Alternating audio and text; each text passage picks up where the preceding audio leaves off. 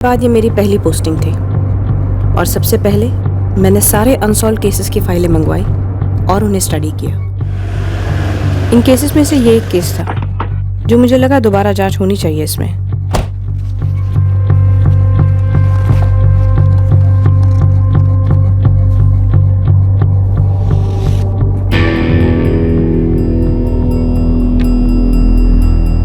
उस दिन ऑफिस में काफ़ी सप्लाईज पेंडिंग थी, बहुत काम था, तो मुझे डबल शिफ्ट करने को कहा गया था, इसीलिए मुझे घर से जल्दी निकलना पड़ा।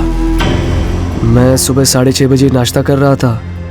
अंजलि बच्चों के लिए टिफ़िन तैयार कर रही थी। एग्जैक्ट टाइम तो याद नहीं, पर शायद 6:35 हुए होंगे जब मैं घर से निकला राजू और पूजा को लेकर उन्हें स्कूल बस तक छोड़ने के लिए। उनकी बस रोज़ की तरह 6:45 को आ गई। मैं वापस घर लौटा तो अंजलि दरवाजे पर ही मेरा टिफ़िन लेकर खड़ी थी। मैंने उसे टिफ़िन लिया, अपनी बाइक निकाली, उसे बाय बोला और ऑफिस के लिए निकल लिया। जब मैं जा रहा था तो मैं अंजलि को आखिरी बार जिंदा देख रहा था।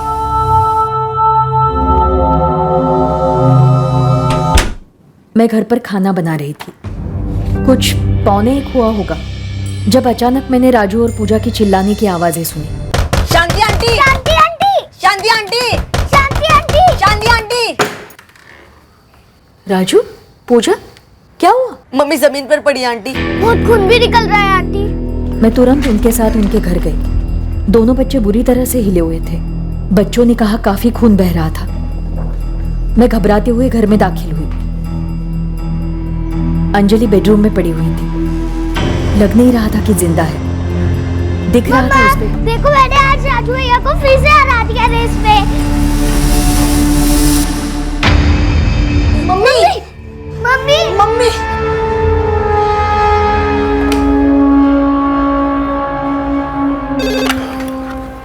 इंस्पेक्टर श्रीवास्तव। इंस्पेक्टर, मैं संध्या सिंह बोल रही हूँ। जय हिंद मैडम। श्रीवास्तव, मैं पिछले 2-3 दिन से अंजलि मर्डर की स्टडी कर रही हूँ। जी मैडम, वो मेरा ही केस था 2 साल पहले। कल्प्रिट अभी तक पकड़े नहीं गए हैं। जी मैडम, वो केस अभी तक सॉल्व नहीं हुआ है। हमने 1 साल पहले फाइल दोबारा से खोली भी थी, लेकिन फिर वही डेड एंड। श्रीवास्तव, मुझे लगता है कि एक बहुत इंपॉर्टेंट एस्पेक्ट शायद इस केस में छूट गया है। बच्चों की स्टेटमेंट ली गई थी? जी बिल्कुल ली गई थी। उन्होंने तो सबसे पहले अंजलि राठौड़ की डेड बॉडी देखी थी, अपनी माँ की डेड बॉडी। दरवाजा पहले से ही खुला था दीदी। बेटा, जब तुम लोग स्कूल बस से उतरे तब तक क्रिमिनल था, घर में घुसा, लूटा, मर्डर किया और भाग निकला। जो भी आया होगा कुछ तो बातें हुई होंगी, जिसके बाद अंजलि बेडरूम में गई होगी और कल्प्रिट ने अटैक किया होगा। अंजलि की बॉडी बेडरूम के दरवाजे के पास पड़ी थी, जमीन पर। मतलब इस बात के पूरे चांसेस हैं कि अटैक बेडरूम में घुसते ही हुआ होगा। एक और बात है, बिस्तर पर कोई सिलवटें नहीं थी।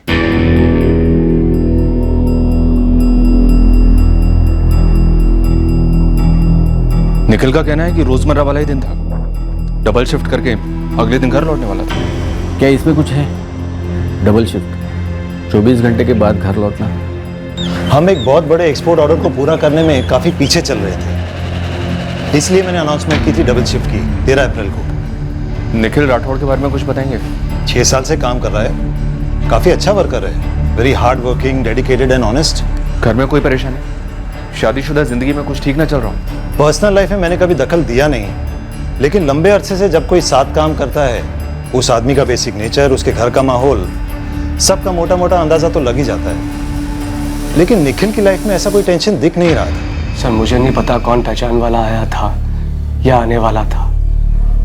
किसी ने मुझे फोन करके तो नहीं बताया था, और अगर कोई आया भी हो तो वो मारने वाला हो, ये मेरी समझ के बिल्कुल बाहर है सर। कभी कुछ था नहीं? कोई भी अनबन नहीं थी तुम्हारे और अंजलि के बीच? ये कैसा सवाल पूछ रहे हैं आप, वो भी इस वक्त? अंजलि का मर्डर हुआ है महेंद्र जी, पत्नी थी वो निखिल की। कोई भी अनबन नहीं थी सर, खुश थे हम। भैया की लव मैरिज थी सर। अंजलि के पेरेंट्स कहाँ हैं? बस कल तक आ जाएंगे, वो लखनऊ के रहने वाले हैं। तो निखिल, अंजलि यहाँ थी या तुम लखनऊ में? मिले कैसे? लखनऊ में, मेरे कॉलेज में मेरी जूनियर थी वो। कोई एक कारण होना होता तो क्या होता इस मर्डर का? सर, अगर मुझे पता होता तो क्या अब तक चुप रहता? उस घर से कभी बर्तन गिरने की आवाज नहीं आई, ना ही अंजलि कभी बच्चों पर चिल्लाती थी। लेकिन हाँ, सख्त माँ थी। बच्चों पर ना सही पति पर चिल्लाती हूँ, और पति निखिल उस पर। इतने सालों में दोनों के बीच में कोई झगड़ा नहीं? 5 साल से हमने तो नहीं सुना, जब से हम यहाँ रह रहे हैं। सही कह रही है शांति जी, मैं तो 9 साल से हूँ। पूजा मेरे सामने ही पैदा हुई। चलिए वो सब एक तरफ। शांति जी, दिव्या जी, उस दिन अंजलि चिल्लाई ही नहीं, उस पर छुरे से वार हुए थे। हमें भी यही अजीब लग रहा है, कैसे हो सकता है ये? माँ बाप सास ससुर के अलावा कोई और रिश्तेदार घर में आते थे? निखिल का कोई यार दोस्त या अंजलि का कोई दोस्त? ऐसे जासूसों की तरह कौन नजर रखता है मैडम? मैंने तो बस दोनों के माँ बाप और भाइयों को आते देखा है। अंजलि के 2 भाई हैं, दोनों उससे छोटे हैं।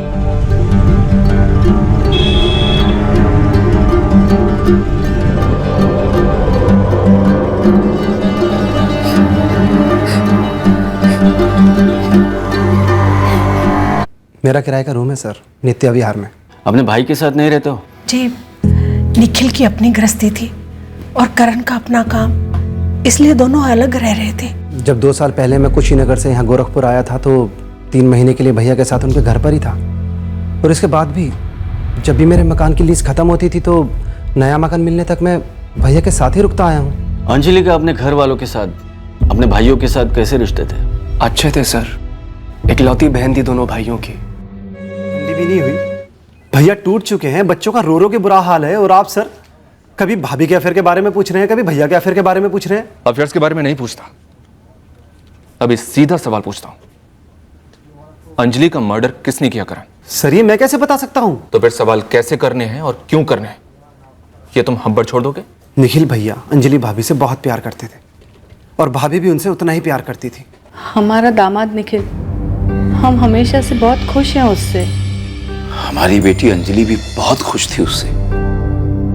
ये अंजलि खुद सामने से कहती थी या आपने अनुमान लगाया था? मैं अपनी बेटी की शक्ल देखकर ही जान लेता था, उसे कुछ अलग से कहने की जरूरत नहीं थी। सर 2 प्यारे बच्चे थे उसके, निखिल का काम भी बहुत अच्छा चल रहा था, बिल्कुल हंसता खेलता परिवार था। पूरे 13 साल हो गए थे दीदी की शादी को, लेकिन मैंने कभी दीदी की आंखें नम नहीं देखी, कभी चेहरा लटका तक नहीं देखा उनका। और जो सवाल आप हमसे पूछ रहे हैं उसका जवाब ना है। हमें निखिल जीजा जी पर कोई शक नहीं है। कुल मिलाकर 1.25 लाख की वैल्यू की चोरी हुई है विशाल और कृष्णा, और तुम्हारी दीदी को बेडरूम में मारा। कातिल घंटी बजाकर घर में घुसा और तुम्हारी दीदी चिल्लाई तक नहीं। मैम हमारे परिवार में पहली बार इतना भयंकर कुछ हुआ है, हम झेल भी नहीं पा रहे। और ऐसी कंडीशन में आप हमसे क्या उगलवाने की कोशिश कर रहे हैं? क्या चाहती हैं कि हम बिना मतलब के जीजा जी का नाम ले लें? सर आपने पहले भैया पर शक किया और अब मुझ पर भी। मैंने सीधा सवाल पूछा तुमसे, कहाँ थे तुम? जॉब के लिए इंटरव्यू देने गया था। मैंने पिछले महीने जॉब छोड़ी है, इसलिए इंटरव्यूज दे रहा हूँ अलग अलग जगह पर। कहाँ था इंटरव्यू? केसी एसोसिएट्स, गोरखपुर की एक बड़ी सीए फर्म्स में से एक है। कब हुआ? 10 बजे से उन्होंने वॉक इन इंटरव्यू रखा था। तो तुम कितने बजे वॉक इन हुए? इंटरव्यू कब तक चला और तुम वहां से कब निकले? सर मैं 10 बजे वॉक इन हुआ, 2:30 बजे मैं वहां से निकला। पास के एक रेस्टोरेंट में जाके मैं लंच कर रहा था जब निखिल भैया का मुझे फोन आया कि घर में ऐसा कुछ हुआ है। 10 से 2:30, 4.5 घंटे का interview? Sir walk in interview था, मैं 10 बजे वॉक इन हुआ और मेरे जैसे 1 दर्जन कैंडिडेट थे वहां पर। मेरा नंबर 2:05 पे आया। सर ऐसे क्या देख रहे हैं आप? नहीं कुछ नहीं। तुम अपने नए किराए के मकान में 1 हफ्ते पहले शिफ्ट हुए थे, ऐसा तुमने हमें बताया। जी 10 मार्च को मेरे पुराने वाले घर की लीज खत्म हुई थी। एक्सटेंशन दे नहीं रहा था मकान मालिक, तो मैं भैया के पास आकर रहने लगा। और जैसे ही मुझे मेरा नया घर मिल गया तो 7 अप्रैल को मैं अपने नए घर में शिफ्ट हो गया। महेंद्र और योगिता निखिल के असली माँ बाप नहीं है? महेंद्र ने गोद लिया है निखिल को। इसमें इतनी चौंकने वाली क्या बात है? निखिल ने हमें ये बात बताई ही नहीं। उसने कहा वो उसके माँ बाप है तो इसका मतलब करण उसका सगा भाई नहीं है। जब मैंने ही अपने आप को कभी सौतेला नहीं माना तो आपको क्यों बोलता? ये बात हमें पहले क्यों नहीं बताई? सर आप इस सब में क्या ढूंढ रहे हैं? तुम्हारे बीवी के हत्यारे को, उस छुपे कारण को ढूंढ रहे हैं जिसकी वजह से यह मर्डर हुआ। और कोई बात जो हमसे छुपाई जाती है हम उस पर शक करते ही करते हैं। निखिल पत्नी मरी है मेरी सर, मेरे बच्चों ने अपनी मां खोई है। हमें सिर्फ उस कातिल के पकड़े जाने से मतलब है, और आप हैं कि अपने बेमतलब के सवालों से हमारा दर्द और बढ़ाते जा रहे हैं। कुछ समझते हैं आप? इस दर्द से गुजर रहे हैं हम इस वक्त। पिछले 4 दिनों में निखिल हमने इलाके के 23 छटे हुए हिस्ट्री शीटर्स को तोड़ा है और इस वक्त और 4 से सख्त पूछताछ हो रही है। और हमारा शक और भी बढ़ते जा रहा है कि ये मर्डर किसी हिस्ट्री शीटर ने नहीं किया है। अब तेरा घर का है निखिल, और तुम हमें घर में झांकने ही नहीं दे रहे हो। कह रहे हो ना तुम्हारा अफेयर है ना अंजलि का था। क्योंकि नहीं था। हमारा अफेयर एक दूसरे के साथ था, गहरा प्यार था। फिर कौन? ये कौन जो है, ये कोई ऐसा है जिसे अंजलि ने घर में आने दिया, पर उस पर अंजलि को रत्ती भर का भी शक नहीं था कि वो उस पर जानलेवा हमला करेगा। भरोसा था उस पर जो उसने तोड़ा। यस सर, 14 अप्रैल को हमने वॉक इन इंटरव्यूज रखे थे, सुबह 10 से शाम 4:30 तक। ये देखिए मिस्टर करण राठौड़, 14 अप्रैल इनका इंटरव्यू टाइम 2:05 को आया और 2:30 को यहाँ से निकले।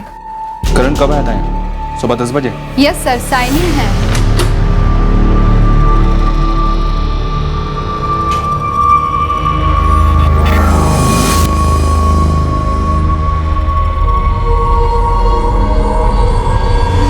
सर ये उसकी भाभी के मर्डर का मामला है, राइट? राइट। दरअसल करण सेलेक्ट हुआ इस जॉब के लिए। उसने मुझसे रिक्वेस्ट की कि उसे 1 हफ्ते का टाइम चाहिए। इंटरव्यू के दौरान उसका बिहेवियर कैसा था? Nervous, disturbed? नहीं सर, अगर ऐसा होता तो मुझसे सेलेक्ट ही नहीं करते। इनफैक्ट करण ने पूरे कॉन्फिडेंस के साथ जवाब दिए थे और सही जवाब दिए थे। फैमिली ने हमसे एक और बहुत बड़ी बात छुपाई थी, एक अनबन जो लखनऊ में छुपी बैठी थी। अंजलि के सबसे छोटे भाई कृष्णा को आ रहे हाथों लीजिए साहब, सारे रिपोर्ट्स निकलवाई है। जमीन का माजरा है इनके बीच। पर क्या कृष्णा ने अंजलि को मरवाया? ये तो पता नहीं साहब, लेकिन लखनऊ का हमका एक पड़ोसी बोला कि अंजलि कृष्णा के रास्ते में आ रही थी। कृष्णा एक बिजनेस शुरू करना चाह रहा था उनके एक जमीन को बेचकर। अब ये बहुत हो रहा है, अब आप हमारी फैमिली में कातिल ढूंढ रहे हैं। मेरा सवाल सिर्फ ये है कि अंजलि और कृष्णा के बीच जमीन को लेकर कोई रंजिश थी? मेहरबानी करके रंजिश वंजिश की बात मत कीजिए। हाँ, एक मुद्दे को लेकर मतभेद था। और ये मतभेद मेरे और कृष्णा के बीच भी था। मैं भी जमीन बेचने के खिलाफ था। अरे दीदी, पापा भी अग्री है। मैं आपका और विशाल का एक पैसा टच नहीं करूंगा। आपका हिस्सा आपका ही होगा। कृष्णा, तुम समझ नहीं रहे हो मेरी बात। मुझे शक नहीं है कि तुम हमारा हिस्सा हमें नहीं दोगे। मेरी आपत्ति सिर्फ जमीन अभी बेचने से। वही तो मैं भी कह रहा हूँ। और 1 साल में हमारी जमीन की कीमत क्या हो जाएगी? पर मेरे बिजनेस का मौका तो अभी है ना। एक बार हाथ से गया तो अगले साल नहीं आएगा, और अगले साल तो दूर की बात, फिर कभी नहीं आएगा। तो क्या करें? मैं तो ना कह रही हूँ बेचने के लिए। ठीक है तो मत बेचिए, बस आप और विशाल मुझे लोन दे दीजिए मेरे बिजनेस के लिए, और अगले साल जब आप उस जमीन को 2 गुनी कीमत पर बेचोगे तो अपने अपने लोन का पैसा काट लेना मेरे हिस्से में से। कृष्णा, गलत बात।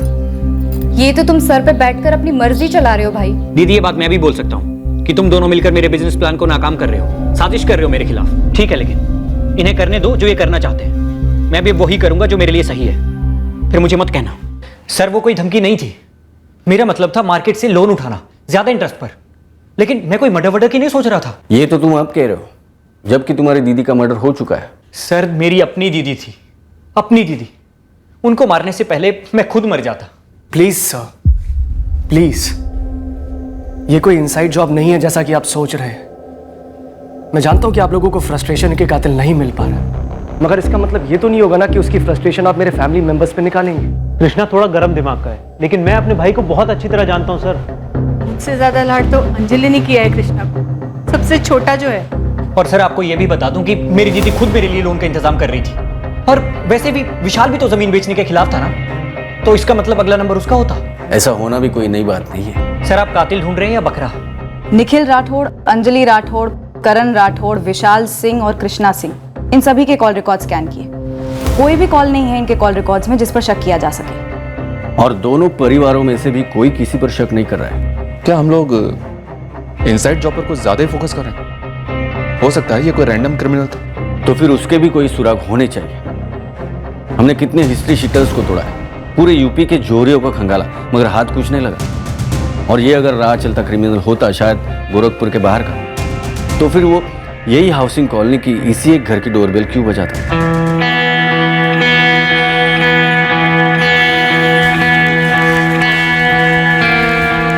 ये आदमी हिस्ट्री शीटर था या सुपारी उठाने वाला किलर, या फिर एक बनाया हुआ एंगल, एक सोची समझी चाल, या सचमुच एक सरफिरा और इस केस का मुख्य आरोपी? ये मनीष यादव है। निखिल ने ये बात भी हमसे छुपाई थी। हम इन्वेस्टिगेशन के डेड एंड पर पहुंच चुके थे, 3 हफ्ते हो चुके थे, तब हमारे एक खबरी ने ये एंगल ढूंढ निकाला। निखिल, मनीष यादव के बारे में कुछ नहीं बताओगे? मनीष यादव? नहीं जानते। झड़प हुई थी तुम्हारी उसके साथ? ओ हाँ हाँ, मनीष यादव। वो धोखे से छूट गया मेरे दिमाग से।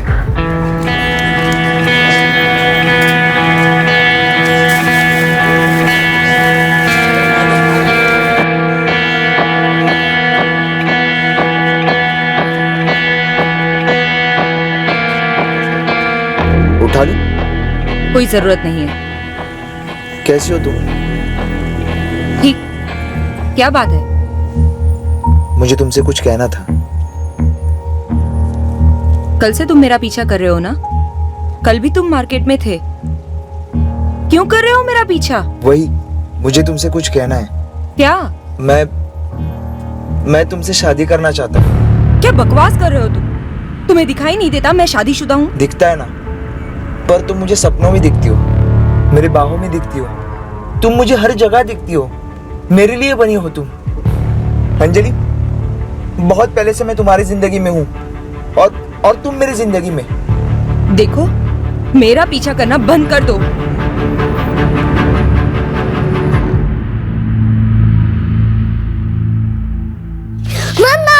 मम्मा देखो मैंने ड्राइंग बनाई, कैसी है? मम्मा मेरे लिए नूडल्स लाए। मम्मा नूडल्स। अंजलि मुझे उस मनीष यादव के बारे में बताने में झिझक रही थी।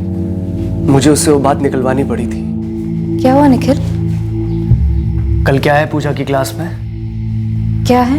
उसकी क्लास का स्पोर्ट्स डे है। अच्छा, बताया नहीं उसने मुझे। अरे बताया तो था 4 बार डिनर पर, तुमने सुना ही नहीं। कहाँ खोई रहती हो? कहीं नहीं। अंजलि, तुमने पूजा और राजू के स्कूल का एक भी इवेंट मिस नहीं करती हो। ध्यान से ही निकल गया निखिल। ध्यान से नहीं निकला है, तुम लॉस्ट हो, परेशान लग रही हो। अंजलि, क्या बात है? कुछ टेंशन है? मुझे नहीं बताओगी? निखिल, इस उम्र में अगर कोई तुमसे वाहियात बात करे तो कैसा लगेगा? किसने क्या कहा है तुमसे? तुम्हें लगेगा कि कहीं तुम्हें कोई खोट तो नहीं है, तुमने कुछ गलत कहा तो नहीं, गलत पहना तो नहीं। अरे पर हुआ क्या है? निखिल, वो 3 दिन से मेरा पीछा कर रहा है।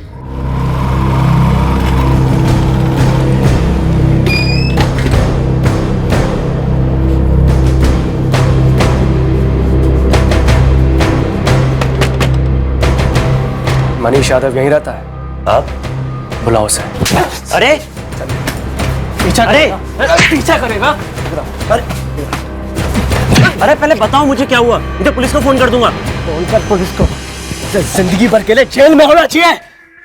अंजलि जिंदगी भर मेरे दिल में रहने वाली है। अंजलि मेरी पत्नी है और ये आदमी उसके पीछे पड़ा है। मनीष, क्या कह रहा है ये? यार अंजलि मुझे बहुत पसंद है। तू पागल हो गया है क्या? शादी कोई पत्थर की लकीर नहीं है, साली जेल है जेल, जिसमें लोग कैद हो जाते हैं, जैसे कि मेरी अंजलि। चल, बकवास कर रहा। अरे जब तक इंसान को उसका सही पार्टनर नहीं मिल पाता ना, तब तक वो शादी के गलत बंधन में घुट घुट कर मर जाता है। यह आदमी पागल है। अभी फोन करता हूँ पुलिस को। एक चांस दो भैया, प्लीज एक चांस। मैं इसे समझाता हूँ, प्लीज। मैं आपके आगे हाथ जोड़ता हूँ, आप पुलिस को मत बुलाइए। अगर अगली बार मेरी बीवी के आसपास भी दिखा ना, तो पुलिस को नहीं बुलाऊंगा, खुद मार डालूंगा इसे।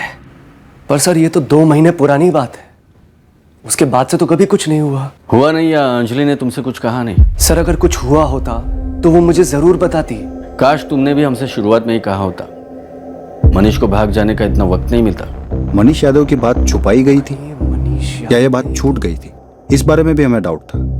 मनीष को हमने पटना में ढूंढ निकाला, यहाँ कुछ अलग ही कहानी। मनीष यादव 14 अप्रैल को अंजलि का मर्डर करके 16 तारीख को गोरखपुर से हवा हो गया। सर, जब अंजलि रही नहीं तो मैं वहां रहकर क्या करता सर? छीन लिया अंजलि को मुझसे उस निखिल राठौर ने।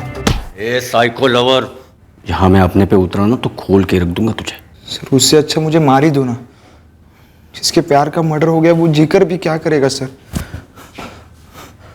अगर सच्चे आशिकी पर उसके माशूका का मर्डर का इल्जाम लगे तो वो जीते जी मर जाएगा ना सर। हमारा मिलना लिखित था, सब लिखित था, जैसे लिखा था वैसे ही हुआ सर। भैया वो 4 पैकेट्स वेफर्स के दे दीजिए। सॉरी बहन जी, वो आखिरी के 4 पैकेट बचे हुए थे, किसी और ने ले लिए। बस 10 मिनट में मंगा के देता हूँ। नहीं भैया, उतना टाइम नहीं है मेरे पास, किसी और दुकान में भी नहीं मिल रहा है। आप रहने दीजिए। मैम ये मैंने खरीदी है, लेकिन आप लीजिए, मैं बाद में खरीद लूँगा। सच में? जी लीजिए। Thank you so much. दरअसल ये मेरे बच्चों के लिए है, उनको क्लास से पिक करना है ना, लेट हो रही हूँ। लिखित था, सब ऊपर से लिखित था, हम इस तरह मिलेंगे। उसकी वो स्माइल, उसकी वो खुशी, पहले मुलाकात के बाद नियति ने हमारी दूसरी मुलाकात भी करवा दी, वो भी तुरंत। ऑटो रिक्शा का इंतजार कर रही थी। अरे क्या हुआ, ऑटो नहीं मिल रही है क्या? जी आपने कहा था आपके बच्चों को क्लास से पिकअप करना है। जी लेट हो रही हूँ मैं। कोई बात नहीं, मैं छोड़ देता हूँ। अरे नहीं नहीं, आप इस तरफ जा रहे हैं, बच्चों की क्लास उस तरफ है। नहीं मैम, मुझे लेट नहीं हो रहा है, आप बैठिए ना, मैं छोड़ देता हूँ।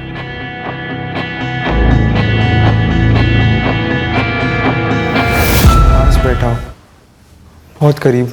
हाँ हुआ ना, अभी अभी हुआ, जब तू हाथ लगा और मर्डर केस क्लोज करने का टाइम आ गया। साले साइको, फिर तूने उसका घर पता किया, रोज टॉक करता रहा, प्रपोज किया उसको, ये जानते हुए भी कि वो शादीशुदा है। सर मैंने उसके पति को भी कहा, आपको भी कहता हूं, जब तक जिसको अपना तय हुआ जीवन साथी नहीं मिलता तब तक वो गलत बंधन में बंधा रहता है। क्यों मारा? मैंने उसे नहीं मारा सर, मैंने जब अखबार में पढ़ा तो मैं तुरंत जान गया, नियति ने अंजलि को भी एहसास दिलाया कि वो सिर्फ मेरी है, और ये बात वो उस निखिल राठौड़ को बर्दाश्त नहीं हुई। सर उसने खून कर दिया उसका, मेरी जिंदगी छीन ली। सर वो खूनी है, दो खून किए उसने, एक मेरे अंजलि का और एक मेरा। हमने मनीष से सख्त तरीकों से पूछताछ की, लेकिन वो साइको है, मना करता रहा। हमने उसके फोन लोकेशंस भी मैच किए, लेकिन अंजलि के घर के आसपास कहीं नहीं था वो। और ऑब्वियसली अंजलि तो उससे नफरत करती थी, तो वो मनीष के लिए दरवाजा क्यों खोलती और क्यों उसे अंदर आने देती? एग्जैक्टली। फिर पिछले साल, मतलब अंजलि के मर्डर के 1 साल बाद, हमने एक गैंग को पकड़ा था जो घरों में घुसकर गहने वगैरह चुराते थे। इस दौरान मर्डर्स भी किए थे उन्होंने, छुरे से, उन्हें भी खंगाला, लेकिन अंजलि मर्डर केस से लिंक नहीं कर पाए। पति निखिल राठौड़? निखिल हमारा सस्पेक्ट तो था उस वक्त, अब भी मुझे उस पर डाउट है, लेकिन उसके अगेंस्ट में कुछ नहीं मिला कभी। मैं निखिल के कॉल रिकॉर्ड्स देख रही थी, पड़ोसिन शांति ने दोपहर 12:55 पर निखिल को कॉल किया था अंजलि के मर्डर की इंफॉर्मेशन देने के लिए, और एफआईआर कॉपी के हिसाब से 1:15 के आसपास निखिल अपनी फैक्ट्री से घर पहुंचा, मतलब 20 मिनट। लेकिन 14 अप्रैल की सुबह वो घर से फैक्ट्री के लिए निकलता है लगभग 6:45 बजे, और बाइक से फैक्ट्री पहुंचता है 7:30 बजे, 45 मिनट। आते वक्त 20 मिनट, जाते वक्त 45 मिनट, ऐसा क्यों? सुबह सुबह जाते समय मुझे 45 मिनट इसलिए लग गए थे क्योंकि मेरी बाइक खराब हो गई थी। फिर मैं मैकेनिक के पास पहुंचा तो उसने मुझे बोला थोड़ा समय लगेगा। फिर मैंने ऑटो का वेट किया, काफ़ी देर वेट करने के बाद मुझे ऑटो मिला और मैं फैक्ट्री पहुंचा। हमने उस मैकेनिक से बात की, उसका भी यही कहना था जो हमें निखिल ने बताया था। बच्चे पूजा और राजू से पहले स्टेटमेंट के अलावा अलग से कोई बात हुई थी? क्या बात करते, मर्डर के दौरान वो स्कूल में थे और माँ को देखने के बाद शॉक में। बच्चों से बाद में बात होनी चाहिए थी श्रीवास्तव, आखिर बच्चे हैं, झूठ तो बोलेंगे नहीं।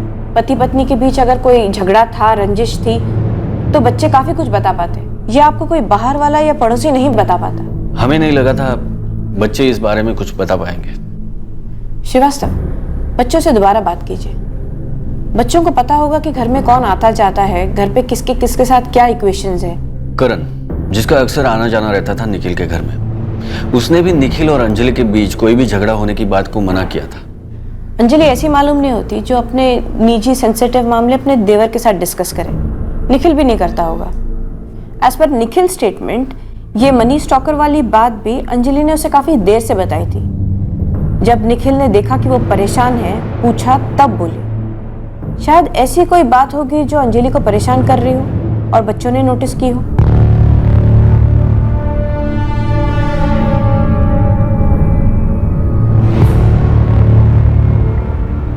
ये 2 साल राजू और पूजा के लिए बड़े मुश्किल निकले हैं।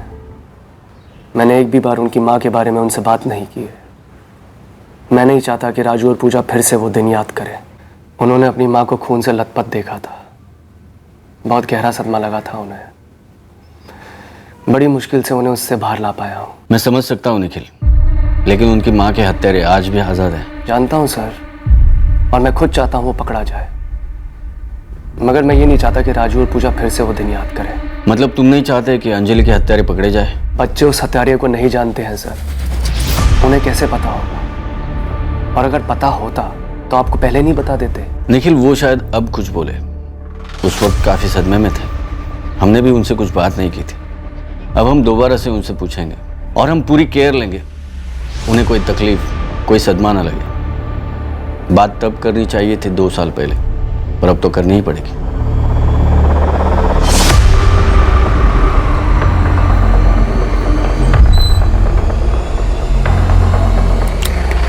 हमने ये प्रयोग बड़ी सावधानी से किया। हमारी टीम मेंबर तृप्ति पूजा और राजू की दोस्त बन गई।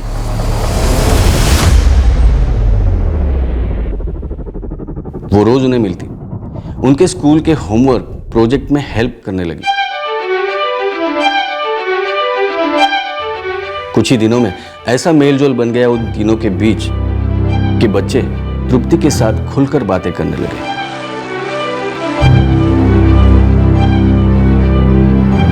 उस पर भरोसा करने लगे और अपने दिल की बातें भी बताने लगे। राजू अपनी क्लास में किसी लड़की को लाइक करता है, उसकी बर्थडे पर उसे केक देना चाहता है।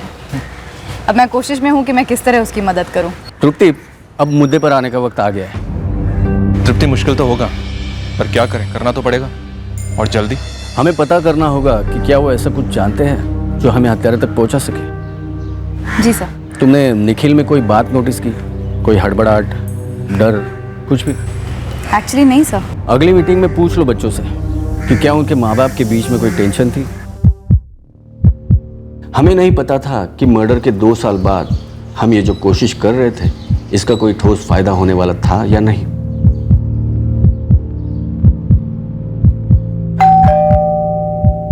पर इस कोशिश ने वाकई में हमें 2 साल बाद इस केस में एक ब्रेक थ्रू दिया।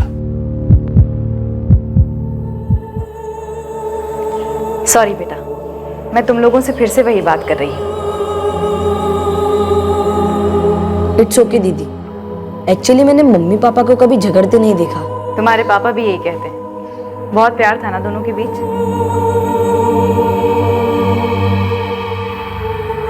लेकिन एक बार ना दीदी, मैंने मम्मी को रोते हुए देखा था रात को। पूजा और मैं सो रहे थे जब मैंने जोर से दरवाजा बंद करने की आवाज सुनी। मम्मी पापा के रूम का दरवाजा था वो।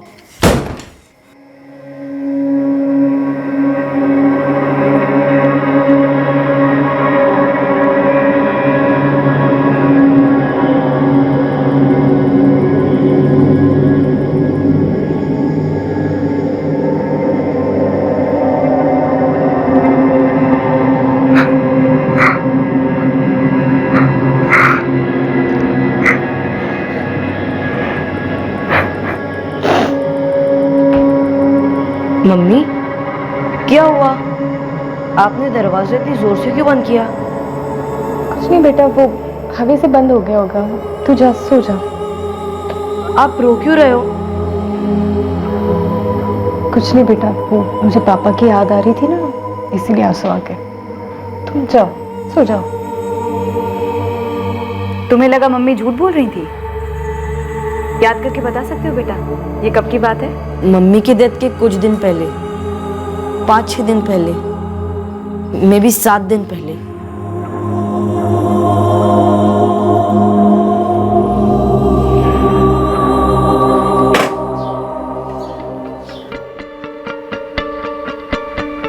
क्या हुआ राजू? एक और बात कहनी थी दीदी, जो मैं पूजा के सामने नहीं बोलना चाहता था। कौन सी बात? उस रात पापा घर पर नहीं थे। तो तुम्हारी मम्मी क्यों रो रही थी बेटा? पता नहीं दीदी, लेकिन ये तब हुआ जब करण चाचा अपने नए घर गए नहीं थे। तो उस रात करण चाचा घर पर थे? जी दीदी, जैसे ही मैं मम्मी के कमरे से अपने कमरे में लौट रहा था तो मैंने करण चाचा को देखा हॉल में। वो वही सोते थे।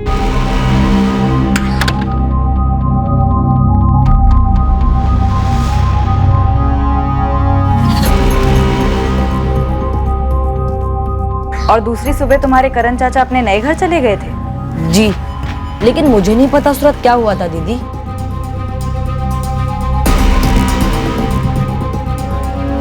मैडम, आपने बिल्कुल सही लीड दी। क्या कहा बच्चों ने? आपने कल्प्रिट को पकड़ लिया? जी हाँ, 2 साल पहले उसे पकड़ लेना चाहिए था।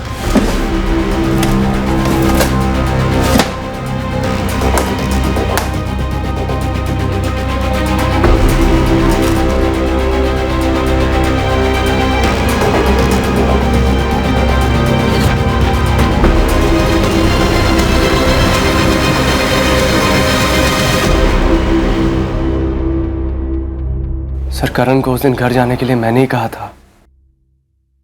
क्यों? क्योंकि अंजलि ने मुझे कहा था उसे कहने के लिए। क्यों? क्या बात है? वहाँ करण ने पैसे भी भर रखे हैं, जाया जा रहे हैं। तुरंत पोजीशन लेनी चाहिए। आज ही लेने कहो। अरे पर आज ही क्यों? उसका अपना फ्लैट है, आराम से वहाँ सोए। यहाँ हमारे घर में ड्राइंग रूम में उसे सोना पड़ता है। आप बोलिए ना उसे आज ही के आज शिफ्ट हो जाए। सर, मुझे लगा कि एक और मेंबर होने की वजह से शायद घर में खर्चा बढ़ रहा था, काम बढ़ रहा था, इसलिए अंजलि मुझे जोर दे रही थी।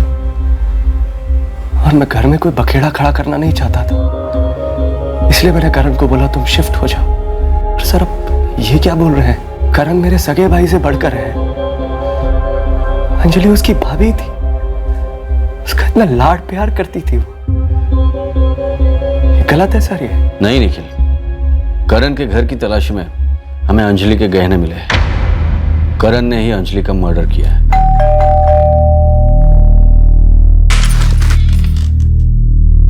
निखिल घर पर नहीं है। मैं भैया से मिलने नहीं आया हूँ भाभी। मत कहो मुझे भाभी और मत कहो उन्हें भैया। सॉरी अंजलि, अंदर तो आने दो।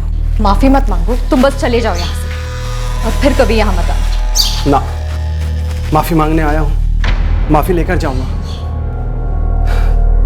मैं हमेशा के लिए यहाँ से दूर चला जाऊंगा, कभी लौट कर नहीं आऊंगा। लेकिन जो मैंने किया है उसकी शर्म में मैं जी नहीं पाऊंगा। प्लीज मुझे माफ कर दो। मेरे माफी देने से ना तो तुम्हारी शर्म कम होगी, ना ही तुम्हारा गुनाह।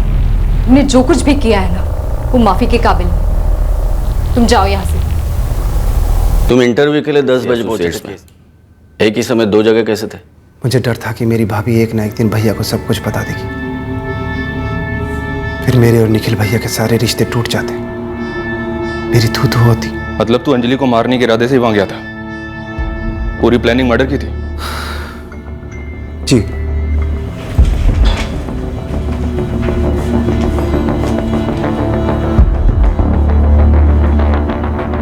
मैंने एक्स्ट्रा कपड़े और छुरा अपने साथ ले लिया था। मैंने अपना मोबाइल फ़ोन केसी एसोसिएट्स के ऑफिस में छुपा दिया था। मैं एक्स्ट्रा कपड़े अपने साथ लेकर गया था क्योंकि मुझे पता था उस पर ब्लड लगेगा। उसे बदलकर मैं केसी एसोसिएट से निकला। मुझे पता था वॉक इन इंटरव्यू है, मैं 4:30 बजे तक कभी भी लौट सकता था।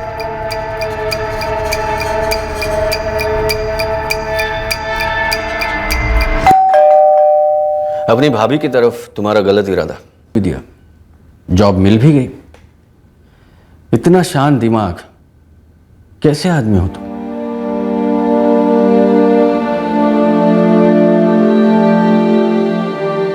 अंजलि ने मुझे एक बार बताया होता तो मैं करण को अपने घर से ही नहीं, अपनी जिंदगी से भी निकाल देता। 2 साल तक मैं ये सोचता रहा, कौन हो सकता है, किसने मारा है अंजलि को।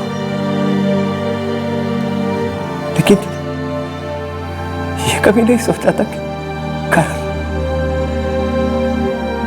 मेरा भाई, मेरे सगे भाई से भी बढ़कर उसने। हम चूके मैडम, हमने करण वाला एंगल को डिटेल में टटोला नहीं। बहुत बड़ी मिस्टेक हुई हमसे। होता है श्रीवास्तव। एटलीस्ट अब ये केस अनसॉल्व नहीं रहेगा। जल्द से जल्द चार्जशीट फाइल कीजिए। अब ट्रायल में देरी नहीं होनी चाहिए। जी मैम। तृप्ति, तुम खुद जाकर बच्चों को दे आती, उनको अच्छा लगता। नहीं सर, ऐसे ही ठीक है, उनके लिए भी और मेरे लिए भी। बाहरी दुनिया के खतरे से घर पर घात लगाए बैठा खतरा ज्यादा खतरनाक साबित हुआ। एक ऐसा खतरा जिसकी गंभीरता को अंजलि ने कभी भापा नहीं और जिसके होने की निखिल को भनक तक नहीं थी। खामोशी अक्सर ऐसे खतरों को हवा देती है, हिम्मत देती है। गलत करने वाला भले सबसे करीबी इंसान हो, उसे गलती का एहसास दिलाना जरूरी है। हाँ, आसान नहीं होता, कई और जिंदगियों के बिखरने की संभावना भी होती है, लेकिन चुप रहने से न खत्म हुई थी, जो कि स्टैबिंग का मकसद था। ऑफिस में 10 मिनट का काम है, उसके बाद मैं तुरंत वापस के लिए निकलूंगा। जल्द से जल्द पहुंचना है मुझे वहां। अच्छा, और वापस कब आएंगे वापिस से? रात तो होनी है, लेकिन ज्यादा देर होने वाली होगी तो मैं तुम्हें फोन कर दूंगा श्रेया। चाय तो पीते जाते।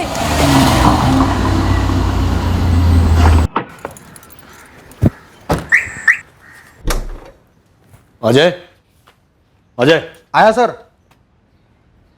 जय श्री कृष्ण शरद भाई। हाँ, जय श्री कृष्ण। अच्छा सुन, मैं आज वापिस जा रहा हूँ। हाँ, रात तक लौटूंगा। वो प्रदीप भाई को फोन करके पूछ लेना उनको, अगर कोई घर देखना हो तो। ठीक है। और अगर वो हाँ कहें तो 2-3 घर दिखा देना। ठीक है शरद भाई। लेकिन आज वो रजिस्ट्रेशन ऑफिस पर भी जाना है, वो चंद्रकांत भाई के लिए। हाँ, वो रजिस्ट्रेशन का काम भी कर देना जी। और देख, तू सारे काम अप टू डेट किया कर, मुझे कोई भी पेंडिंग काम पसंद नहीं है, समझा? हाँ, निकल गया हूँ ऑफिस। हाँ, पहुंच रहा हूँ फटाफट।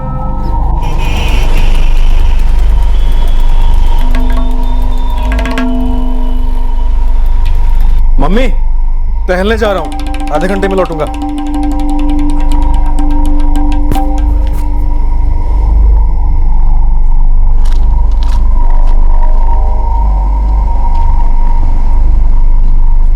बिरजू भैया, ये चूना हल्के हाथ से लगाना और सुपारी कतरी। हाँ,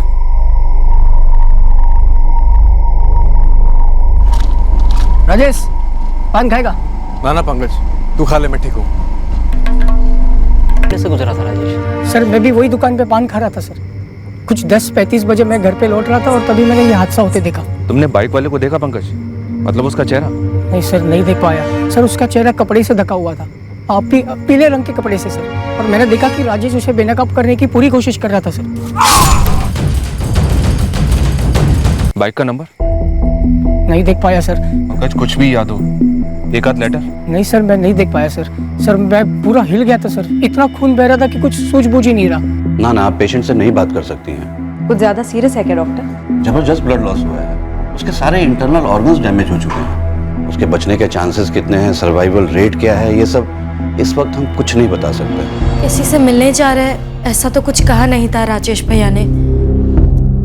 आदत है राजेश की, रात के खाने के बाद आधा घंटा टहलने जाता है वो। राजेश को तो मैं सालों से जानता हूँ सर। हाँ सर, यही अम्बे नगर में रहता है सालों से फैमिली के साथ सर। तो फिर उसकी ऐसी लड़ाई किसके साथ हो सकती है जो उसे चाकू ही मार दिया? मुझे नहीं पता सर। सर, ये तो आपको राजेश खुद बता पाएगा या फिर उसके घर वाले। हेलो, हाँ कहाँ हो अभी? कब तक आओगे? अरे यार, हरीश भाई की गाड़ी पंक्चर हो गई है। हाईवे पे जो ढाबा है वहां पे हम लोग खाना खा रहे हैं। घर आते आते सुबह हो जाएगी।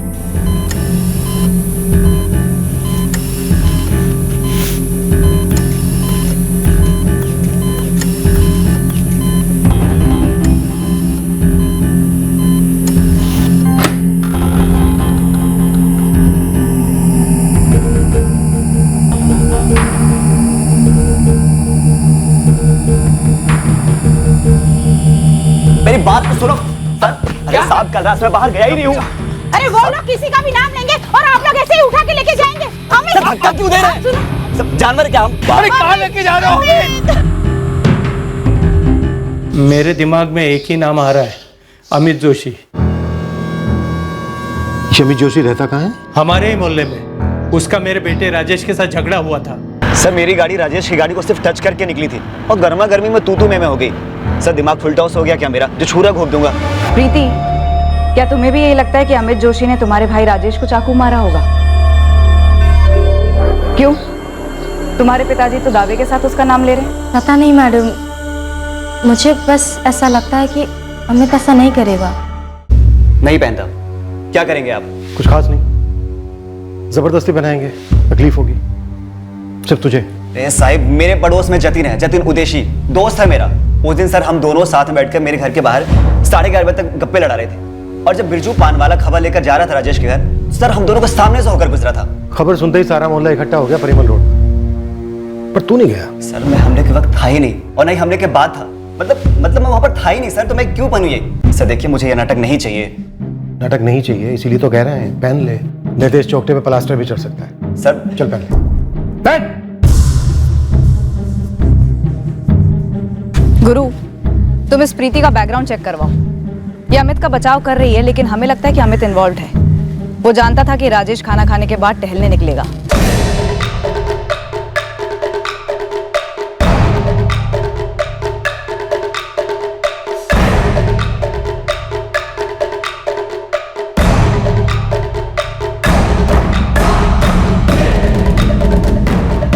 ये वो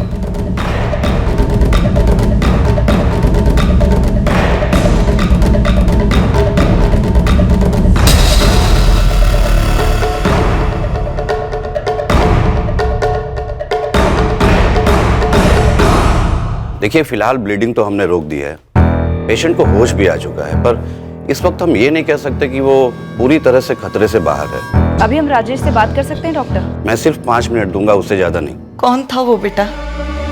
हाँ राजेश, अमित जोशी था ना? हाँ दिख रहा।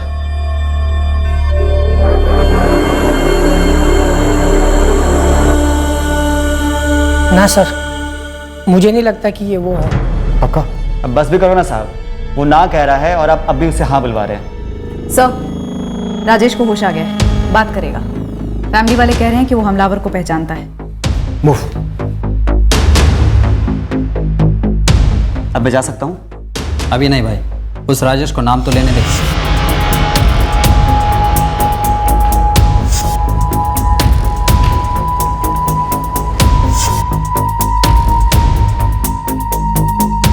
पहले वार के बाद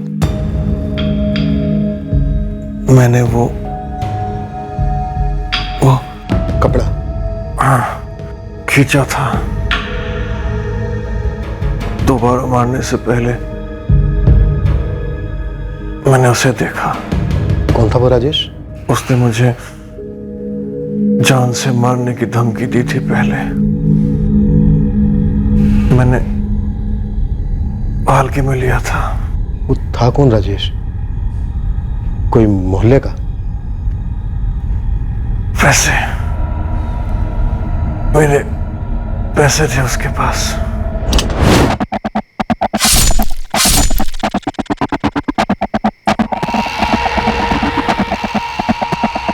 शरद भाई, शरद सोलंकी। पैसे हैं नहीं देने के लिए तो कहां से दूं भाई? शरद भाई, आपने कहा था कि आप 1 हफ्ते में पैसे दे दोगे। 2 महीने हो गए और आप मुझे अभी बता रहे हो कि आपके पास पैसे नहीं देने के लिए। अबे 25,000 रुपए के लिए रोज आके मेरे साथ माथापच्ची करेगा क्या? 25,000 रुपए की वजह से तेरी बहन प्रीति की शादी रुकने वाली है। अरे आप जैसे 8 लोग और हैं, मैं सबसे सारे पैसे इकट्ठा कर रहा हूँ, मिलाकर अच्छे खासे होते हैं। शादी जून में है, जून दूर नहीं, और आपको ऐसा मजाक लग रहा है? आवाज नीचे। पैसे लेने गया था, मुझे उन पैसों की बहुत जरूरत थी।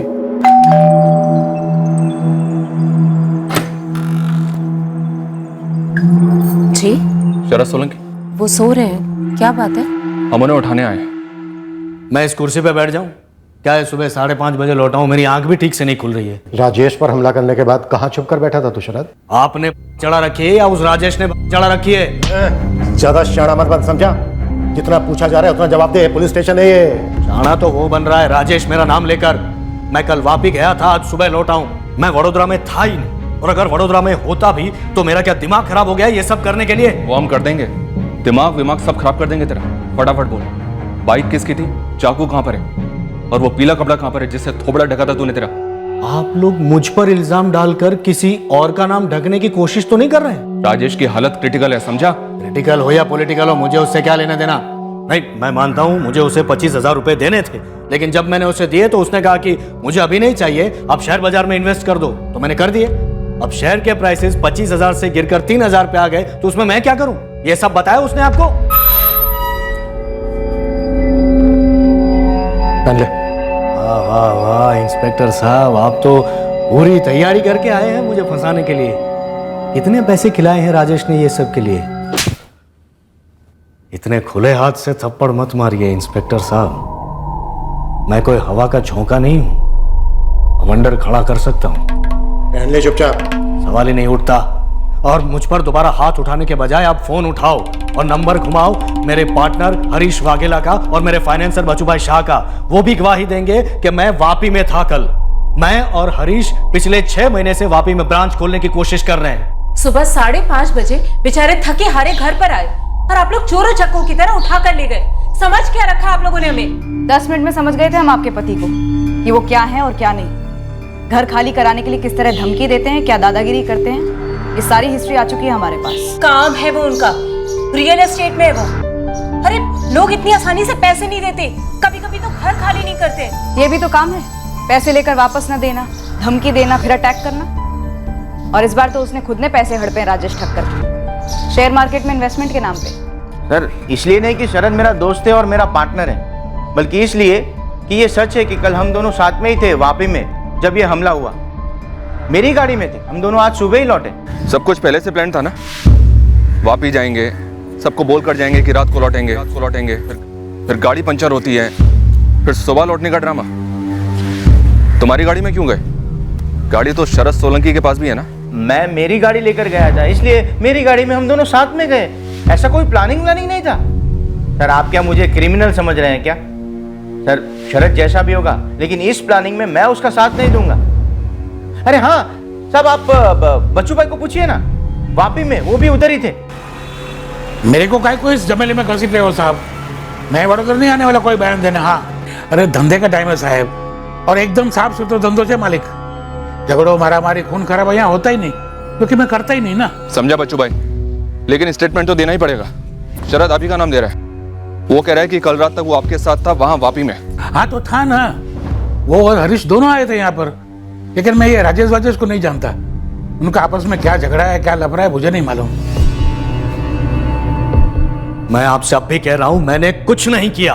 शरद, इस कमरे में सबसे ज्यादा बोला गया झूठ यही है कि मैंने कुछ नहीं किया।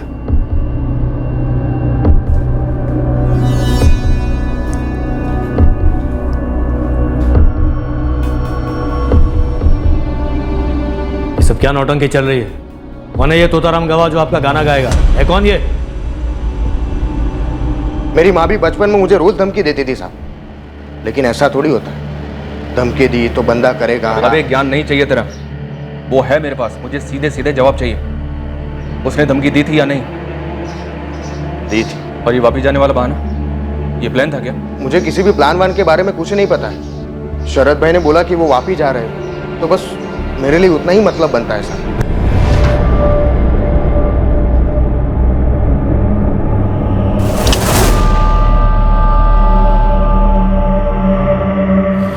सर कद काठी से वही लग रहा है सर, लगता भी वही है, शायद यही है सर। चल बिके हुए हो तुम इंस्पेक्टर। मुझे फंसाने के लिए राजेश ने कितने रुपए दिए हैं तुम्हें? तूने खुद अपने आप को फंसाया शरद सोलंकी। राजेश ठक्कर की कंडीशन अब और बिगड़ते जा रही थी। उसका बचपना मुश्किल लग रहा था। सर डॉक्टर का फोन आया था, वो लोग राजेश को तीसरे ऑपरेशन के लिए लेके जा रहे हैं। उम्मीद कम रखने को बोला है। लेकिन उन्होंने कहा था अब ठीक होगा। अब बोल रहे अंदर सेप्टिक हो गया है, फिर से ऑपरेशन करना पड़ेगा। राजेश का स्टेटमेंट ऑन रिकॉर्ड हमारे लिए बहुत ही इंपॉर्टेंट था। देखिए 10 मिनट के अंदर हम पेशेंट को ओटी में शिफ्ट कर रहे हैं। मैं आपको ज़्यादा से ज़्यादा 5 मिनट का टाइम दे सकता हूँ। हमने रिटर्न स्टेटमेंट के अलावा उसका स्टेटमेंट ऑन कैमरा भी लिया, और राजेश इस बात पर अड़ा हुआ था कि उसे चाकू मारने वाला शरद सोलंकी ही था। शरद भाई, आप जब वापी गए थे तब अपना मोबाइल फोन साथ में लेके गए थे ना? कि भी बात करो छोरविंद भाई, धंधे के काम से हो या मॉर्निंग वॉक, कोई बिना फोन लिए बाहर निकलता है क्या? हाँ, और मैंने इन्हें फोन भी किया था पूछने के लिए कि कब आ रहे हैं, तो इन्होंने बताया सूरत के आसपास कहीं हाईवे पे थे और हरीश भाई की गाड़ी पंचर हो गई थी तो ढाबे पे ये लोग खाना खा रहे थे। सब एक जैसा बोलेंगे जब भी बोलना पड़े। किसी के भी स्टेटमेंट में हेरफेर नहीं होनी चाहिए, ठीक है? 3 मार्च 2017 की रात मैं खाना खा के टहलने निकला था। सुनसान परिमल रोड में ये आदमी आकर मुझ पर चाकू से हमला किया। पहली बार के बाद मैंने उसके चेहरे का पीला कपड़ा खींचा था। मैंने साफ देखा था उस आदमी को, वो शरद सोलंकी है। जिसने मुझे 25,000 देने हैं मेरी बहन प्रीति की शादी के लिए। वो पैसे मुझे चाहिए थे। राजेश टक्कर ने ऑपरेशन टेबल पर दम तोड़ दिया। उसका स्टेटमेंट अब उसका डाइंग डिक्लेरेशन था।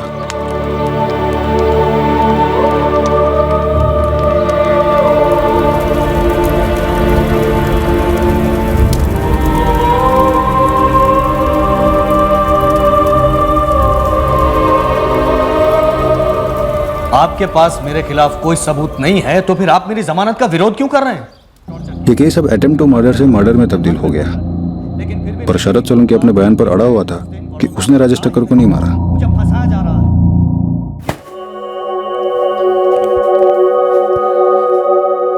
गिरीश और उसके घर वाले मान गए हैं, शादी बिल्कुल सादगी से होगी। मम्मी, मेरे अंदर कुछ टूट सा गया है। ऐसे नहीं बोलते। राजेश का सपना था तेरी शादी अच्छे से हो, और इसके लिए वो मारे भी गए। हम सब दुखी है बेटा, अंदर से टूट गए हैं। पर राजेश की इच्छा थी जो कुछ भी हो तेरी शादी नहीं रुकनी चाहिए। मैंने थोड़े पैसे जयस के पास रखे हैं। उसने वादा किया है कि वो 1 हफ्ते में लौटा देगा। जो भी हो पप्पा, प्रीति की शादी नहीं रुकनी चाहिए। काका ये 75,000 राजेश ने मुझे 60 दिए थे, 15 ब्याज के। काका मैं इस समय बोलने का मतलब तो नहीं है, लेकिन बोलना चाहता हूँ मैं। ये राजेश को शरद भाई से पंगा नहीं लेना चाहिए था। उसे पैसों की जरूरत थी तो मुझे बोलता, मैं लौटा देता ये वाले। बेटा जयेश, शायद राजेश को ये पता नहीं था कि 25,000 रुपये के लिए वो जानवर शरद सोलंकी उसकी जान ले लेगी। डिक्री, तेरे पप्पा जून की तारीख नहीं बदलेंगे। राजेश ने तय की थी, शादी उसी दिन होगी।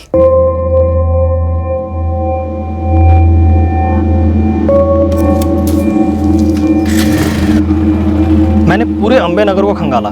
इस अमित जोशी और प्रीति ठक्कर का ऐसा कुछ लफड़ा उफड़ा सामने नहीं आया। इस प्रीति की तो अरेंज मैरिज हो रही है किसी गिरीश व्यास के साथ। तो फिर इतने संगीन मामले में अमित की तरफदारी क्यों कर रही होगी? बचपन से देखा होगा, कोई लफड़ा उफड़ा नहीं है, बस एक समझ होगी कि ये बंदा नहीं करेगा। और ऊपर से पूरा मोहल्ला कह रहा है कि हमले वाली रात अमित घर पर ही था। शरद सोलंकी पे कुछ ऐसा कुछ भी हाथ नहीं लगा मैडम, लेकिन हर एक आदमी यही बात कह रहा है कि 1 नंबर का चंट और चालाक आदमी है। और मुझे भी लगता है कि पूरी साजिश इसी ने रची है। ये खुद राजेश भी यही कह गया। बाकी सबके भी स्टेटमेंट ले लो और चार्जशीट फाइल करो। हमने कोर्ट में चार्जशीट फाइल कर दी और अब इस केस में ट्रायल के लिए वेट कर रहे थे। सर 4 महीने हो चुके हैं मेरे क्लाइंट शरद सोलंकी को न्यायिक हिरासत में। उनकी जमानत की अर्जी बार बार नकारी जा रही है और हमें यहाँ एक बहुत बड़ा झटका मिलने वाला था। पुलिस ने इस केस में बारीकी से इन्वेस्टिगेशन की ही नहीं है, बस इसे ओपन और शट केस करार देकर मेरे क्लाइंट पर एक के बाद एक झूठे इल्जाम थोपे हैं और चार्जशीट फाइल की है। विक्टिम का डाइंग डिक्लेरेशन है हमारे पास, राइटिंग में भी और वीडियो में भी। कातिल को आइडेंटिफाई भी किया गया है और उसका नाम भी लिया गया है। योर ऑनर, विक्टिम और आई विटनेस इन दोनों ने हमलावर को रात के अंधेरे में देखा था, और वो भी चेहरा ढका हुआ हमलावर। अब अगर इस कोर्ट में मैं शरद सोलंकी के चेहरे पर एक पीला कपड़ा बांधकर उन्हें यहां लेकर आता हूं तो यहां बैठे सभी लोग कंफ्यूज हो जाएंगे। सर गवाह बिल्कुल भी कंफ्यूज नहीं हुआ था, बल्कि इस केस में एक और सस्पेक्ट था, अमित जोशी, जिसका मुंह ढककर गवाह के सामने पेश किया गया। लेकिन गवाह ने उसे आइडेंटिफाई नहीं किया, बल्कि सिर्फ और सिर्फ शरद सोलंकी को ही आइडेंटिफाई किया। मेरे क्लाइंट शरद सोलंकी 3 मार्च 2017 के दिन और रात को वापी में ही थे, वडोदरा में थे ही नहीं। सर ये रहे उनके फोन रिकॉर्ड्स और ये उनके पार्टनर हरीश वाघेला और उनके फाइनेंसर बच्चू भाई शाह के स्टेटमेंट्स। योर ऑनर, सेलफोन वापी में भी रखा जा सकता है। पार्टनर और फाइनेंसर के बयान झूठे भी हो सकते हैं। क्या पुलिस ने सूरत हाईवे के पास जो ढाबा है वहां पर वेरीफाई किया? नहीं किया। जबकि मेरी क्लाइंट की वाइफ श्रेया ने 4 तारीख को रात को 12:15 बजे मेरे क्लाइंट को कॉल किया था, जब वो वापी से लौट रहे थे और सूरत हाईवे के पास किसी ढाबे पर डिनर ले रहे थे। अब इस बात का जिक्र पुलिस की चार्जशीट में कहीं पर है ही नहीं। और सर एक और बात, उस मोटरसाइकिल का क्या हुआ जो कातिल ने कत्ल के वक्त इस्तेमाल की थी? क्योंकि मेरे क्लाइंट को तो मोटरसाइकिल चलानी आती ही नहीं है, उनके पास 2 व्हीलर का लाइसेंस तक नहीं है। Approach sir.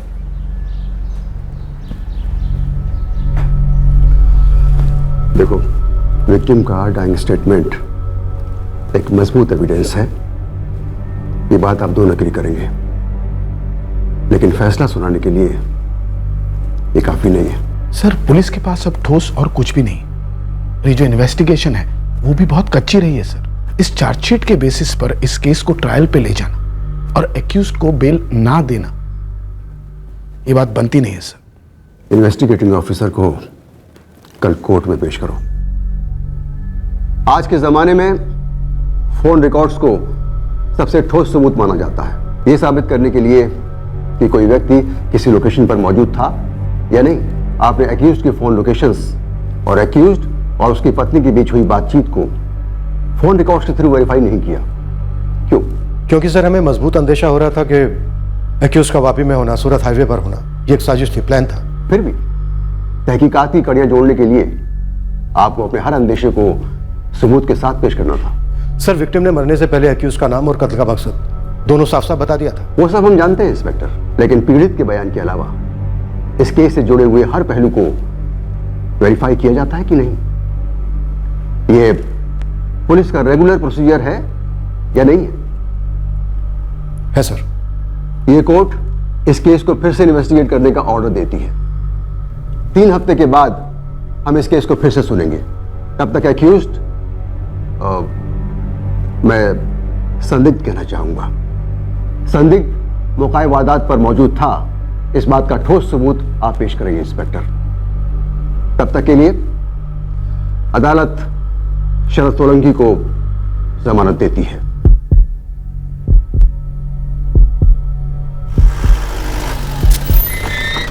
हमें नहीं मालूम था अब इस केस में नया क्या हाथ लगने वाला था। हमें नहीं मालूम था कि पीड़ित राजेश ठक्कर की डाइंग डिक्लेरेशन के अलावा कौन सा सबूत हमें शरद सोलंकी का गुनाह साबित करने में मदद करने वाला था। चाय।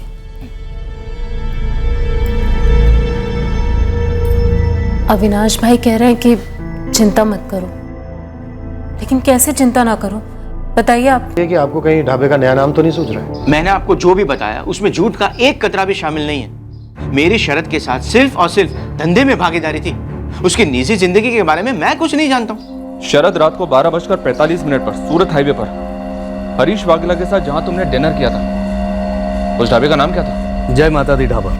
हम जब भी वापस से लौटते थे हमेशा वहीं खाना खाते थे। तो हमेशा रात को 12:15 पर ही डिनर करते होगे?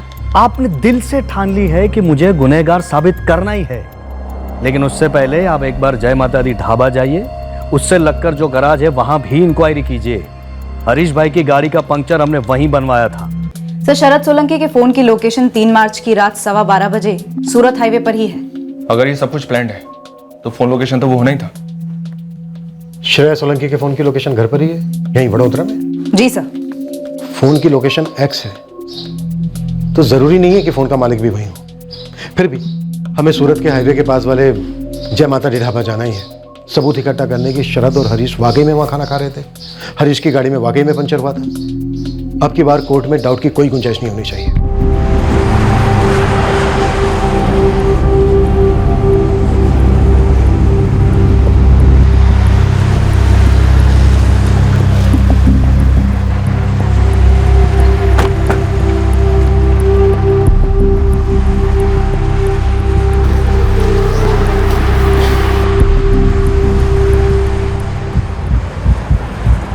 सर के नाम तो याद नहीं है, लेकिन ये लोग अक्सर यहाँ रुकते हैं खाना खाने के लिए। अरे मैडम कैसे याद रहेगा 5 महीने पहले का पंक्चर?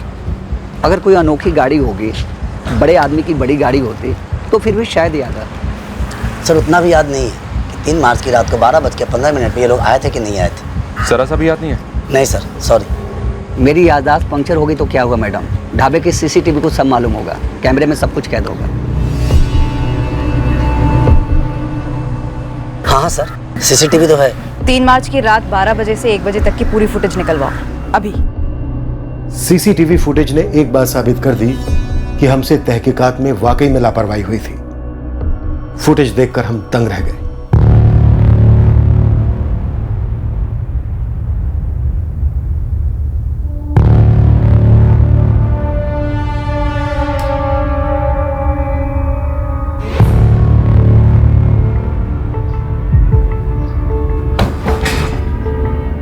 सर, वडोदरा से सूरत हाईवे के पास वाले ढाबा तकरीबन 140 किलोमीटर दूर है। कम से कम 2.5 घंटा लगता है।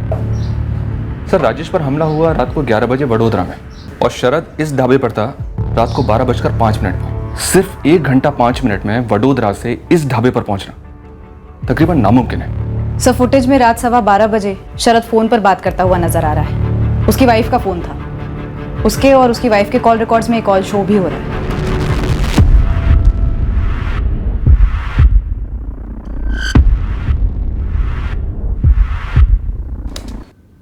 तो फिर मरते मरते राजेश ठक्कर ने शरद सोलंकी का नाम क्यों लिया? झूठ बोला उसने शरद को फंसाने के लिए। लगता तो ऐसा ही है सर। मेरे साथ इतना बदसलूक किया, मेरा चेहरा ढका, बकवास की, धमकियां दी, इतने दिन में जेल में सड़ा, इसकी क्या भरपाई होगी सर? गलती हुई है हमसे शरद, उसके लिए हम तुमसे माफी चाहते हैं। आपने मेरा वक्त जाया किया, मेरी खोई हुई इज्जत वापस मांगता हूं मैं। दे पाएंगे? नहीं दे पाएंगे, लेकिन इतना पक्का है कि हमें गुमराह किया गया। एक बात बताइए सर, आपने मेरा चेहरा ढका और एक चश्मदीद गवाह को मेरे सामने पेश किया, फिर वो कौन सा था जिसने ये कहा कि वो पीले कपड़े वाला आदमी मैं हो सकता हूं? वो पंकज था, पंकज राजेश का दोस्त। कहीं वो पंकज गुप्ता तो नहीं जो कंचन पार्क में रहता है? हाँ वही था। तुम जानते हो उसे? बहुत अच्छी तरह से जानता हूँ, 1.5-2 साल पहले नौकरी करता था मेरे यहाँ। पंकज का हाथ हो सकता है इसमें? कमाल करते हैं इंस्पेक्टर साहब, पहले आप मेरे खिलाफ एक गवाह पैदा करते हैं, फिर मुझे से पूछते हैं कि वो गवाह गुनहगार तो नहीं। क्या तरीका है काम करने का? इससे अच्छी तहकीकात तो मैं खुद कर लेता।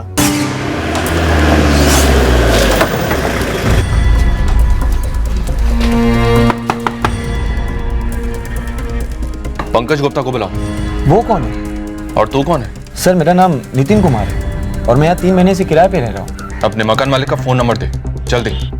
તમે જો ફોન નંબરનો સંપર્ક સાધવા માંગો છો તે મોબાઈલ સ્વિચ ઓફ છે। सर, पंकज गुप्ता का फोन स्विच ऑफ आ रहा है। तुरंत फोन रिकॉर्ड लिख लो। इस केस में हमसे बहुत बड़ी गलतियां हुई हैं, एक के बाद एक। अगर ये केस ढंग से हल नहीं हुआ तो हमारी काबिलियत पर हमेशा के लिए सवालिया निशान लग जाएगा। इस पंकज गुप्ता को कैसे भी हो घसीट कर हमें हिरासत में लाना। लगभग 3 साल तक मेरे यहाँ किराएदार था, अभी भी 3 महीने पहले यानी मई महीने में ही चला गया। लेकिन एग्रीमेंट पर तो घर का एड्रेस सिर्फ दिल्ली लिखा है। हाँ, वो गलती हो गई, पूरा पता लिखना चाहिए था। आप एक काम कीजिए ना, जयेश ओला से मिलिए, उसके एसी सर्विसिंग यूनिट में ही काम करता था पंकज।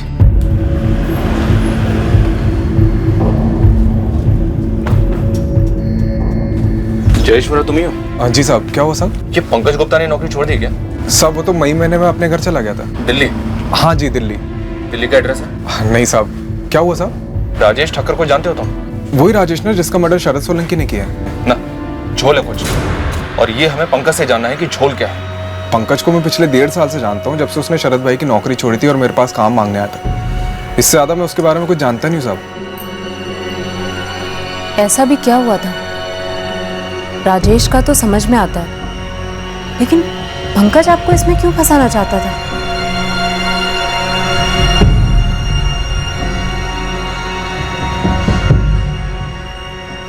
पंकज, जा चाय बोल के आ। खाना खत्म करके जाता हूँ। अबे अंदर कस्टमर बैठा है, तेरे को खाने की पड़ी है, जाना चाय बोल के आना। बोला ना शरद भाई, खाना खत्म करके जाता हूँ। हो गया खाना, अब जा चाय बोल के आ। अरे आंसू शरद भाई, ऐसे कोई खाना फेंकता है क्या? ये जो खाना तेरे मुंह में तो ठूंस रहा है ना, वो मेरे पैसों से आता है। मैं उसे फेंक दूं या जला दूं, मेरी मर्जी। चल जा चाय बोल के आ। नहीं लाऊंगा। नहीं लाएगा? तेरा बाप तो नौकर छू, काम करता हूँ मैं यहाँ पे, नौकर नहीं उतरा। मैं नहीं करना यहाँ से, उठा तेरा टिफिन और भाग यहाँ से। अरे नहीं करना काम तेरे पास, चल साले। हाँ तो मत करना, उठा ये तेरा टिफिन, आज के बाद नजर नहीं आना मुझे। उस झगड़े के गुस्से में पंकज ने इतनी बड़ी साजिश रची। लोग गुस्से में क्या नहीं कर जाते, लेकिन राजेश को क्या फायदा हुआ अपने आप पर अटैक करवा के? वो भी ऐसा जिसमें उसकी जान चली गई। मतलब क्या वो पंकज की बातों में ऐसे ही आ गया?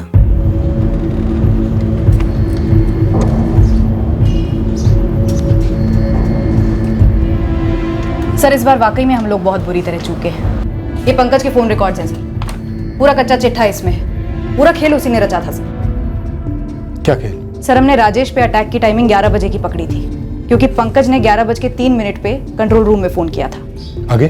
पंकज ने एम्बुलेंस को 10:40 पे ही फोन कर दिया था सर। हमला होने से पहले ही एम्बुलेंस को फोन? ऐसा कौन करता है सर?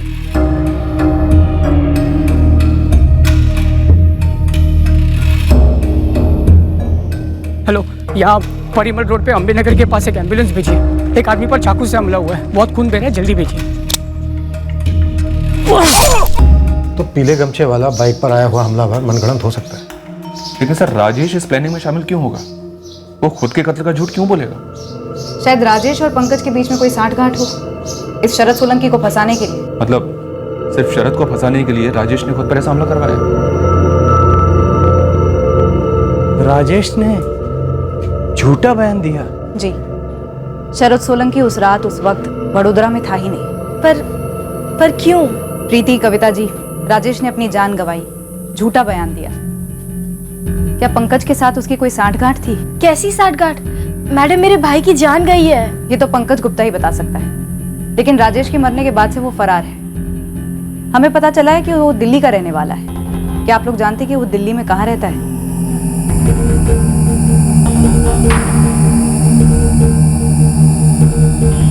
पंकज के फोन रिकॉर्ड्स बारीकी से खंगालने पर हमें एक दिल्ली का नंबर मिला, जो उसकी माँ का नंबर निकला। हमने एड्रेस निकाला और दिल्ली पहुंचे, पर केस अभी क्लोज होने से काफी दूर था। हम पंकज की तलाश में एक अजीब सी अंधी गली में गुमराह हो गए। क्यों? क्या किया है मेरे बेटे ने साहब? पंकज शायद किसी जुर्म में शामिल है। कहाँ है वो?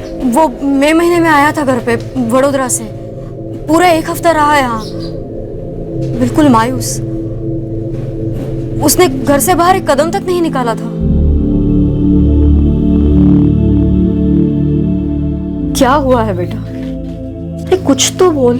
उस पूरे हफ्ते ना दोस्तों से मिलने गया, ना काम की तलाश की। मैंने लाख कोशिश की पता करने की कि माजरा क्या है, पर उसके बर्ताव से लग रहा था कि उसने कुछ खोया है और किसी को उस बारे में बता नहीं पा रहा है।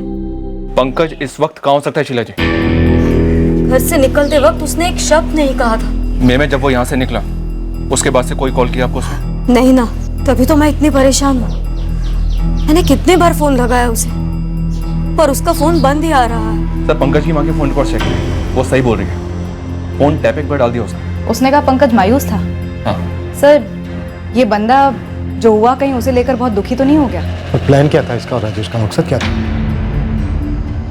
हमें इस पंकज को जल्द से जल्द ढूंढना होगा।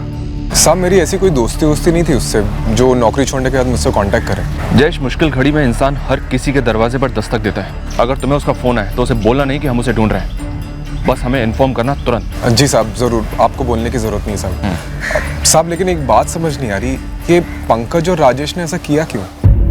जब तक पंकज हाथ नहीं लगता हमें इस साजिश का मकसद ही पता नहीं चलता, जिसमें मौत 2 में से एक षड्यंत्रकारी राजेश ठक्कर की ही हुई थी। दूसरी ओर पंकज की मां का फोन 24 घंटे निगरानी पर था, पर पंकज ने एक बार भी उसे कॉल नहीं किया। हमारी दिल्ली की टीम ने पंकज को खोजने में कोई कसर नहीं छोड़ी, पर कोई भी लीड हाथ नहीं लगी। समय गुजरता गया। हमें अब ऐसा महसूस होने लगा कि शायद पंकज कभी हाथ नहीं आएगा। साजिश फेल होने की मायूसी में, या फिर वो कहीं और जाकर बस गया था, अपनी मां से भी दूर, या फिर कुछ और ही हुआ था। यह हमें पता चला पंकज की खोज के 6 महीने होने के बाद, जब जुर्म को 1 साल हो गया था।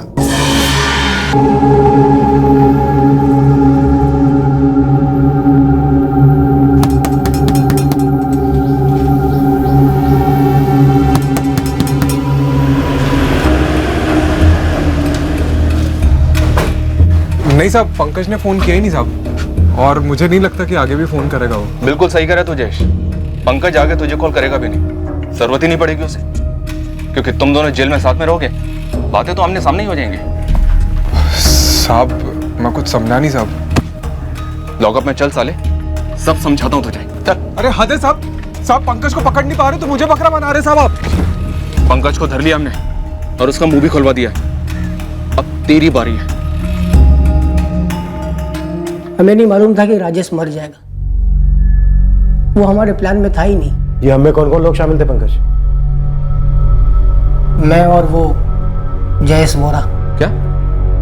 जयेश वोरा जो एसी सर्विसिंग यूनिट चलाता है? हाँ वही सर।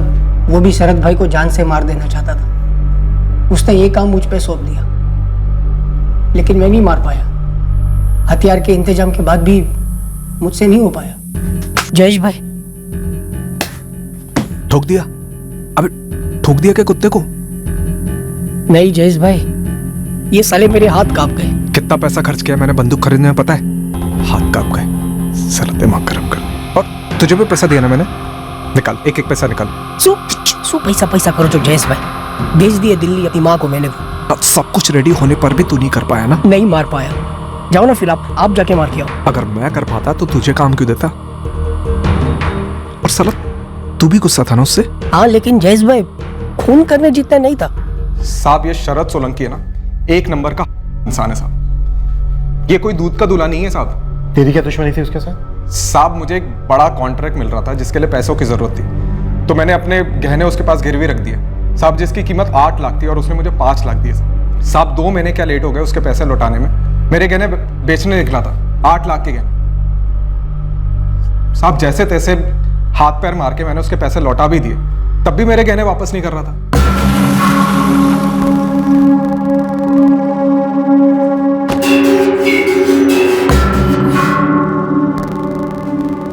ये सब तूने किया ना? अरे शरद भाई ये तो फिल्म का ट्रेलर है, और आपसे ही तो सीखा है कि ऐसे लोगों की फाड़ते हैं। पुलिस तुझे फाड़ेगी। अरे शरद भाई, पुलिस वो कुल्हाड़ी है जो आप अपने पैरों पर मार रहे हैं। पुलिस मेरी फाड़ेगी ना तो मैं भी तो अपना मुंह फाड़ूंगा। मैं भी तेरा नुकसान कर सकता हूँ। वो जब आप कल आएंगे ना यहाँ पे तब दिख जाएगा। आज तो बोर्ड उतारा है नीचे, लॉक चेंज किया है। कल का पूरा प्लान है। आपकी एक एक क्लाइंट को फोन करके बता दिया जाएगा कि आपका धंधा चौपट हो गया, आपके सारे पैसे डूब चुके। फिर देखना यहाँ पे कैसी लाइन लगती है और आपके कपड़े कैसे फटते हैं। मैंने आपका पूरा पैसा लौटा दिया, अब आप भी मेरे गहने लौटा दो और किस्सा खत्म करो, वरना 8 लाख के चक्कर में आपका दुगना नुकसान कर सकता हूं साहब। मैंने फिल्मों वाले गुंडों के जैसे उसको धमकाया, तब जाके उसने मेरे गहने वापस किए साहब। ये एक नंबर का लीचड़ हरामखोर आदमी है साहब। तो इस सब में राजेश को बलि का बकरा क्यों बनाया? बलि का बकरा बनाने का कोई प्लान ही नहीं था साहब, सब गड़बड़ हो गया बुरी तरह। राजेश को भी शरद भाई से रंजिश थी। जयेश भी बदला चाहता था और मैं भी उसे तड़पते देखना चाहता था। इसलिए मैंने राजेश को अंदर खींचा और हम लोगों ने प्लान बनाया जिससे शरद भाई को जेल होती। सर हमारा मकसद सिर्फ इतना ही था कि ये कुत्ता जेल जाए और सड़े वहां बस। देख राजेश, तू डर मत, बिल्कुल मत डर। जरा सा घाव होगा बस, है ना? और उसके बाद हम सारा जिम्मा शरद सोलंकी पे डाल देंगे।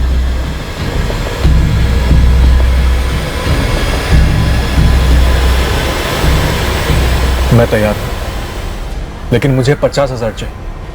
प्रीति की शादी के लिए जितना इकट्ठा हो सका मैंने किया, बस 50,000 और हो जाए तब मम्मी पापा दोनों चैन से जिएंगे। लेकिन साला ये शरद पहले से मेरे 25,000 खा बैठा है। हाँ तो तभी तो बोल रहे हैं, हम तीनों मिलकर उसको सबक सिखाएंगे ना। और देख 50,000 मैं तुझे दूंगा, ठीक है? बस एक बार ये शरद सोलंकी को हथकड़ी लग जाए बस। टहलने जा रहा हूं, आधे घंटे में लौटूंगा। पूरी प्लानिंग 3 मार्च की रात के लिए की गई।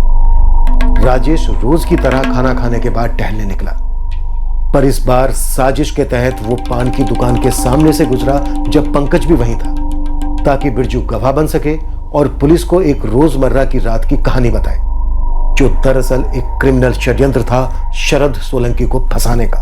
हाँ पंकज शुरू हो जा, चल निकालना छुरा। देख पंकज, संभल गया, ऊपर से बिल्कुल हल्के से। हाँ हाँ हाँ, रुक मत ना, छुरा चला, एम्बुलेंस आने के पहले खत्म करना चाहिए। पंकज सही किया, अभी जैसा प्लान किया ना वैसा वैसा करेंगे, ठीक है? बचाओ बचाओ। राजेश मर जाएगा कभी ये सोचा ही नहीं था सर। हाँ साहब, वो ये भी नहीं सोचा था कि उसी रात शरद वडोदरा में नहीं होगा। पता होता तो किसी और दिन प्लान करते। शायद करते साहब, लेकिन एक बात बोलूं, मैंने अपना वादा निभाया। ये राजेश के घर वालों को मैंने 50,000 रुपए दिए। दरअसल उससे ज्यादा ही दिए साहब, 75,000 दिए। दिल क्या पाप, झाड़ दिया पल्ला। इतना भद्दा और बेवकूफी भरा प्लान बनाया और इतना खतरनाक भी।